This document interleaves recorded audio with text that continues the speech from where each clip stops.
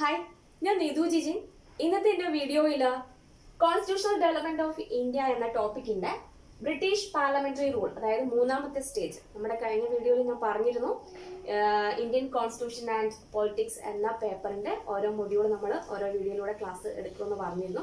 അപ്പോൾ കഴിഞ്ഞ വീഡിയോന്റെ ബാക്കിയാണ്. നമ്മൾ മൂന്നാമത്തെ സ്റ്റേജ് വരെയാണ് എത്തിയത്. അതിൽ ഇന്നത്തെ വീഡിയോയിലൂടെ നമ്മൾ പറയുന്നത് മൂന്നാമത്തെ സ്റ്റേജ് ആണ് ബ്രിട്ടീഷ് പാർലമെന്ററി റൂള്. 1858 മുതൽ 1919 വരെയുള്ള ഇയേഴ്സ് ആണ് നമ്മൾ ഈ ഒരു സ്റ്റേജ് കണക്കാക്കുന്നത്. അതായത് ബ്രിട്ടീഷ് പാർലമെന്റിന്റെ ഭരണം നടക്കുന്ന കാലഘട്ടം അല്ലെങ്കിൽ ആ ഒരു ടൈമാണ് ഇതെന്ന് പറയുന്നത്. ഇതിലെ പ്രധാനപ്പെട്ട ഒരു നിയമമാണ് ഗവൺമെന്റ് ഓഫ് ഇന്ത്യ ആക്ട് 1858. നമുക്ക് കുറെ ഗവൺമെന്റ് ഓഫ് ഇന്ത്യ ആക്ട് പഠിക്കാനുണ്ട്. ആദ്യത്തെ ഗവൺമെന്റ് ഓഫ് ഇന്ത്യ ആക്ട് എന്ന് പറയുന്നത് 1858 ഈ ഒരു നിയമമാണ്. അതായത് ഇന്ത്യയിൽ ഒരു ഗുഡ് ഗവൺമെന്റ് രൂപീകരിക്കുന്നതിന് വേണ്ടിയിട്ട് കൊണ്ടുവന്ന ആദ്യത്തെ നിയമം കൂടിയാണ് ഗവൺമെന്റ് ഓഫ് ഇന്ത്യ ആക്ട് 1858 എന്ന് പറയുന്നത്. ഇതിന്റെ ഫീച്ചേഴ്സ് എന്ന് പറയുന്നത് ഇന്ത്യയിൽ ഭരണ സംവിധാനം നടപ്പിലാക്കുന്നതിന് വേണ്ടിയിട്ട് പുതിയൊരു പദവി, അതായത് സെക്രട്ടറി ഓഫ് സ്റ്റേറ്റ് എന്ന് പറയുന്ന പുതിയൊരു പദവി അല്ലെങ്കിൽ പോസ്റ്റ് രൂപീകരിക്കപ്പെട്ടു. പക്ഷെ ഇതിലേക്ക് തെരഞ്ഞെടുക്കപ്പെടുന്ന വ്യക്തി എന്ന് പറയുന്നത് ബ്രിട്ടീഷ് മന്ത്രിസഭയിലെ ഒരു പ്രതിനിധി ആയിരിക്കണമെന്നും ഈ ഒരു നിയമം വ്യവസ്ഥ ചെയ്യുന്നു. രണ്ടാമത്തെ പോയിന്റ് എന്ന് പറയുന്നത് ഗവർണർ ജനറൽ എന്ന പദവി അല്ലെങ്കിൽ ആ പേര്, അതിന്റെ ഒഫീഷ്യൽ നെയിം എന്ന് പറയുന്നത് വൈസ്രോയി ആക്കി മാറ്റി. ഇന്ത്യയുടെ ആദ്യത്തെ വൈസ്രോയി എന്ന് പറയുന്നത് കാനിങ് പ്രഭു ആയിരുന്നു. അത് വൺ വേർഡ് ഒക്കെ ചോദിക്കാമെന്നാണ് ഓർത്തു വെക്കുക. കൂടാതെ അന്ന് ബ്രിട്ടീഷ് ഇന്ത്യയിൽ നിലനിന്നിരുന്ന ഡബിൾ ഗവൺമെന്റ് എന്ന സിസ്റ്റം ഈ ഒരു നിയമത്തിലൂടെ നിർത്തലാക്കപ്പെട്ടു. കൂടാതെ സെക്രട്ടറി ഓഫ് സ്റ്റേറ്റിന്റെ കീഴിൽ 15 മെമ്പേഴ്സ് അടങ്ങുന്ന ഒരു കൗൺസിൽ രൂപീകരിച്ചു. അപ്പോൾ ഇത്രയും പ്രധാനപ്പെട്ട പോയിന്റ്സ് ഒക്കെ അല്ലെങ്കിൽ ഈ ഒരു ഫീച്ചേഴ്സ് ഒക്കെ നടപ്പിലാക്കപ്പെടുന്നത് 1858 ഗവൺമെന്റ് ഓഫ് ഇന്ത്യ ആക്ടിലൂടെയാണ്. ബ്രിട്ടീഷ് ഇന്ത്യയിലെ ഭരണാധികാരം ഈസ്റ്റ് ഇന്ത്യ കമ്പനിയിൽ നിന്നും ബ്രിട്ടീഷ് രാജ്ഞിയിലേക്ക് കൈമാറപ്പെട്ടതും ഈ ഒരു നിയമത്തിലൂടെയാണ്. അപ്പോൾ മൂന്നാമത്തെ സ്റ്റേജിലെ നെക്സ്റ്റ് ലോ ഏതാണെന്ന് നമുക്ക് നോക്കാം. അപ്പോൾ നമ്മുടെ മൂന്നാമത്തെ സ്റ്റേജിലെ അടുത്ത നിയമം എന്ന് പറയുന്നത് Indian council act of 1861. 1861 Indian council act ആണ് അടുത്തത്. ബ്രിട്ടീഷ് ഭരണാധികാരികൾ ഇന്ത്യയിലെ ജനങ്ങളുമായി കൂടി ആലോചിച്ചുകൊണ്ട് വേണം ഇന്ത്യയിലെ ഭരണം അല്ലെങ്കിൽ ബ്രിട്ടീഷ് ഇന്ത്യയിലെ ഭരണം മുന്നോട്ട് കൊണ്ടുപോകേണ്ടത് എന്ന് വ്യവസ്ഥ ചെയ്യുന്ന ഒരു നിയമം കൂടിയാണ് ഇന്ത്യൻ കൗൺസിൽ ആക്ട് 1861 എന്ന് പറയുന്നത്. അപ്പോൾ ആദ്യമായിട്ടാണ് ഇങ്ങനെ ഒരു കോൺസെപ്റ്റ് ഉണ്ടാകുന്നത് അല്ലെ, ജനങ്ങളുമായിട്ട് കൂടി ആലോചിച്ച് വേണം നമ്മുടെ അഡ്മിനിസ്ട്രേഷൻ നടത്താൻ. അപ്പൊ അങ്ങനെ ഒരു ചിന്താഗതി കൊണ്ടുവന്ന ഒരു നിയമം കൂടിയാണ് ഇന്ത്യൻ കൗൺസിൽ ആക്ട് 1861 എന്ന് പറയുന്നത്. പിന്നെ അതേപോലെ തന്നെ ആദ്യമായിട്ട് ഡീസെൻട്രലൈസേഷൻ അല്ലെങ്കിൽ വികേന്ദ്രീകരണ പ്രക്രിയ ആരംഭിക്കുന്നതും ഈ ഒരു നിയമത്തിലൂടെയാണ്. അപ്പൊ ഇതിന്റെ മെയിൻ ആയിട്ടുള്ള ഫീച്ചേഴ്സ് ഇവിടെ 3 പോയിന്റ്സ് ആണ് ഞാൻ തന്നിട്ടുള്ളത്. ആദ്യത്തെ എന്ന് പറയുന്നത് ഇന്ത്യയില് പ്രാതിനിധ്യ സഭകൾ അല്ലെങ്കിൽ റെപ്രസെന്റേറ്റീവ് ഇൻസ്റ്റിറ്റ്യൂഷൻസ് അല്ലെങ്കിൽ പ്രാതിനിധ്യ സഭകളുടെ ആരംഭം കുറിച്ച ഒരു നിയമം കൂടിയാണ് 1861 ഇന്ത്യൻ കൗൺസിൽ ആക്ട് എന്ന് പറയുന്നത്. ഇന്ത്യയിലെ ബ്രിട്ടീഷ് ഭരണാധികാരികളെ സഹായിക്കുന്നതിന് വേണ്ടിയിട്ട് ഇന്ത്യയിൽ നിന്നും ഉദ്യോഗസ്ഥരെ തെരഞ്ഞെടുത്തു. എന്തിനു വേണ്ടിയിട്ടാണ്? കാര്യനിർവഹണ കാര്യങ്ങളിൽ സഹായിക്കുന്നതിന് വേണ്ടിയിട്ടാണ് ഇന്ത്യയിൽ നിന്നും നോൺ ഒഫീഷ്യൽ മെമ്പേഴ്സിനെ സെലക്ട് ചെയ്തു അല്ലെ. അപ്പൊ അങ്ങനെ ഒരു ഇന്ത്യയിൽ നിന്നും ജനങ്ങളെ തെരഞ്ഞെടുത്തതും ആദ്യമായിട്ടാണ്. അതും ഈ ഒരു നിയമത്തിലൂടെയാണ്. ബോംബെ, മദ്രാസ് തുടങ്ങിയ പ്രൊവിൻഷ്യൽ മേഖലയിലാണ് ആദ്യമായിട്ട് ഡീസെൻട്രലൈസേഷൻ നടപ്പിലാക്കുന്നത്. അപ്പോൾ ആദ്യത്തെ കൗൺസിൽ ആക്ട് ആണ് ഇന്ത്യൻ കൗൺസിൽ ആക്ട് ആണ് 1861 എന്ന് പറയുന്നത്. അപ്പൊ മെയിൻ ആയിട്ട് ഇമ്പോർട്ടന്റ് ആയിട്ടുള്ള ഈ 3 പോയിന്റ്സുകൾ ഇതിൽ ഓർത്തിരിക്കാൻ വേണ്ടിയിട്ട്.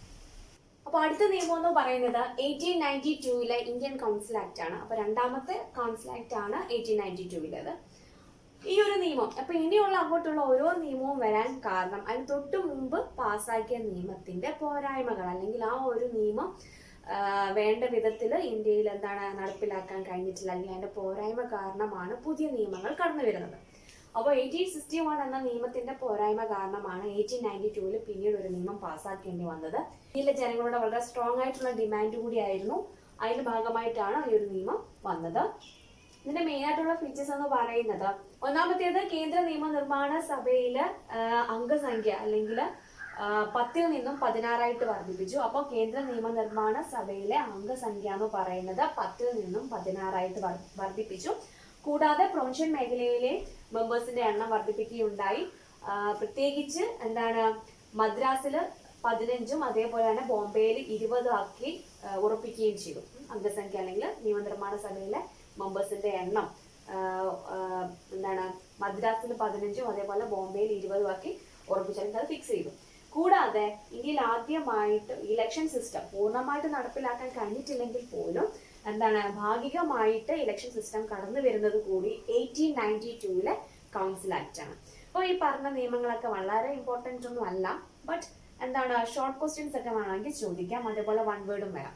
അപ്പൊ ഇനി അങ്ങോട്ടുള്ള നമ്മുടെ ഓരോ നിയമങ്ങൾ, അതായത് 1909 മുതലാണ് നമുക്ക് വളരെ ഇമ്പോർട്ടൻ്റ് ആയിട്ടുള്ള നിയമങ്ങളൊക്കെ തുടങ്ങുന്നത്.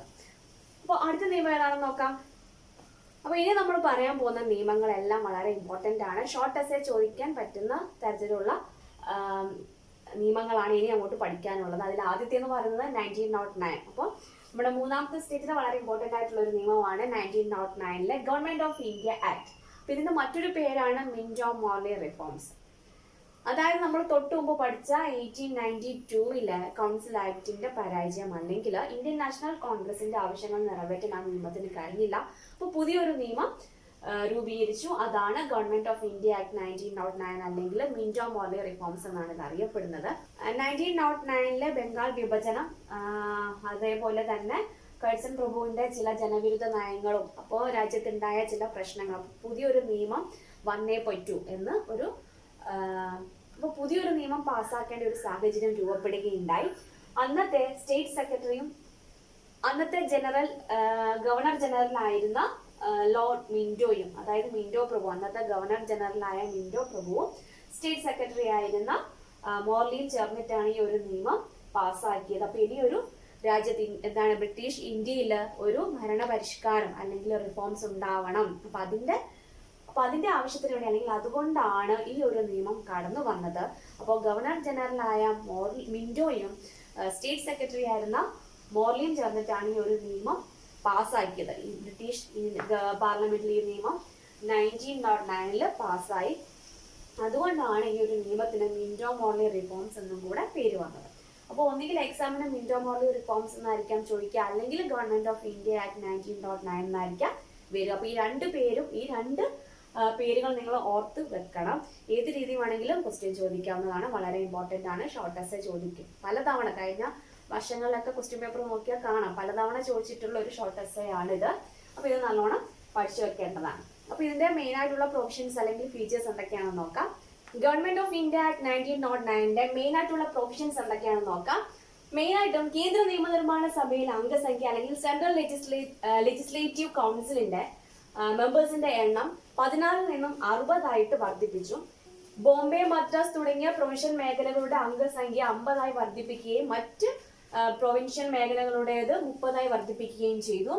ബ്രിട്ടീഷ് ഇന്ത്യയിലെ സാമുദായിക പ്രാതിനിധ്യ വ്യവസ്ഥ ഇൻട്രൊഡ്യൂസ് ചെയ്യുന്നത്, അതായത് പ്രൊവിൻഷ്യൽ ആൻഡ് കമ്മ്യൂണൽ റെപ്രസെന്റേഷൻ കൊണ്ടുവന്ന ഒരു സിസ്റ്റം നടപ്പിലാക്കിയ ഒരു നിയമം കൂടിയാണ് ഗവൺമെന്റ് ഓഫ് ഇന്ത്യ ആക്ട് 1909 അല്ലെങ്കിൽ മിന്റോ-മോർലി റിഫോംസ് എന്ന് പറയുന്നത്. കൂടാതെ ലെജിസ്ലേറ്റീവ് കൗൺസിലിന്റെ അധികാരം വർദ്ധിപ്പിക്കുകയും ചെയ്തു. ഈ നിയമം വന്നതോടുകൂടി നിയമനിർമ്മാണ സഭയുടെ അല്ലെങ്കിൽ നിയമനിർമ്മാണ കൗൺസിലിന്റെ അധികാരം വർദ്ധിപ്പിക്കുകയുണ്ടായി. യൂണിവേഴ്സിറ്റികൾ, കോർപ്പറേഷനുകൾ, സെമിനാറുകൾ തുടങ്ങിയവയ്ക്കെല്ലാം തന്നെ സെപ്പറേറ്റ് പ്രാതിനിധ്യ വ്യവസ്ഥ കൊണ്ടുവരികയുണ്ടായി. അപ്പോൾ 1909 ഗവൺമെന്റ് ഓഫ് ഇന്ത്യ ആക്ട് 1909 അല്ലെങ്കിൽ മിന്റോ-മോർലി റിഫോംസിന്റെ വളരെ പ്രധാനപ്പെട്ട ചില ഫീച്ചേഴ്സ് അല്ലെങ്കിൽ മെയിൻ ആയിട്ടുള്ള പ്രൊവിഷൻസ് മാത്രമാണ് ഞാൻ പറഞ്ഞത്. ഇതിൽ കൂടുതൽ നിങ്ങൾക്ക് പഠിക്കാനുണ്ട്. അപ്പൊ നിങ്ങൾ ഈ ഒരു ഷോർട്ട് എസ്സേ എഴുതുമ്പോൾ കുറച്ചും കൂടെയൊക്കെ, അതായത് നിങ്ങൾക്ക് ഒരു ഷോർട്ട് എസ്സേക്കുള്ള ഒരു പേജാണല്ലോ അല്ലെ, ഒരു പേജാണ് ഒരു ഷോർട്ട് എസ്സേ എന്ന് പറയുമ്പോൾ, അപ്പൊ അതിനുള്ളത് കുറച്ചും കൂടെ നിങ്ങൾ വിപുലീകരിച്ച് എഴുതുക. അപ്പോൾ മെയിനായിട്ട് നിങ്ങൾ ഓർത്തിരിക്കുക, ഈ നിയമം ഇതിനു വേണ്ടി വന്നതാണ്, ഇതിനകത്ത് മെയിനായിട്ട് നടപ്പിലാക്കിയ പ്രൊവിഷൻസ് എന്തൊക്കെയാണെന്ന് ഓർത്തു വെക്കുക. ഇനി അങ്ങോട്ടുള്ള നിയമങ്ങളൊക്കെ വളരെ ഇമ്പോർട്ടൻ്റ് ആണ്. എല്ലാം ഷോർട്ട് എസ്സേ ചോദിക്കുന്ന നിയമങ്ങൾ തന്നെയാണ്. ഇതിലും ഇമ്പോർട്ടൻ്റ് ആയിട്ടുള്ള നിയമങ്ങളാണ് ഇനി നമുക്ക് അടുത്ത സ്റ്റേജ് മുതൽ പഠിക്കാനുള്ളത്. അപ്പോൾ കോൺസ്റ്റിറ്റ്യൂഷണൽ ഡെവലപ്മെന്റ് ഓഫ് ഇന്ത്യ എന്ന ടോപ്പിക്കിന്റെ 3ാമത്തെ സ്റ്റേജ് വരെ, അപ്പോൾ ഇന്നത്തെ വീഡിയോയിലൂടെ 3ാമത്തെ സ്റ്റേജ് വരെ നമ്മൾ കംപ്ലീറ്റ് ആക്കി. ഇനി 4ാമത്തെ സ്റ്റേജ് മുതൽ നമ്മൾ അടുത്ത വീഡിയോയിലൂടെ പറയുന്നതായിരിക്കും. അപ്പോൾ ഇന്നത്തെ വീഡിയോ ഇവിടെ അവസാനിക്കുകയാണ്. അടുത്ത ടോപ്പിക്കുമായി അടുത്ത വീഡിയോയിലൂടെ കാണാം.